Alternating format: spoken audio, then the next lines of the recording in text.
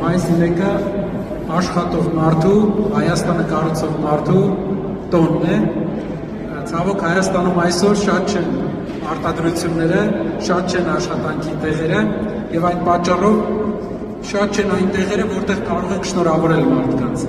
Բայց մենք հույսով ենք ու աշխատում ենք այդ ուղղությամբ, որ Հայաստանում ամեն համայնքում լինի այսպիսի արտադրամաս, որ բոլոր համայնքների մեր հայրենակիցները հնարավորություն ունենան, աշխատանք ունենան, աշխատանքի իրավունքը իրենց իրացնեն։ Տեսեք, Արտաշատը բերի ուղղով լավ շրջան է Հայաստանում, բայց մենք շատ շրջաններ ենք այցելում, որտեղ ոչ բերք է կարողանում ստանալ լավ, ոչ է աշխատանք է լինում եւ այդ շրջաններում շատ բարձր է աղքատությունը։ Մենք տեսնում ենք, որ Հայաստանում աղքատության ախտահարման համար հիմնական հարցը, որ պետք է լուծենք, աշխատատեղերի ստեղծումն է։ Հուսով եմ, որ մայիսի 1-ը հետագայում շատ ավելի մասշտաբային կլինի, հավանաբար արտադրությունները եւ 100,000 աշխատատեղերը,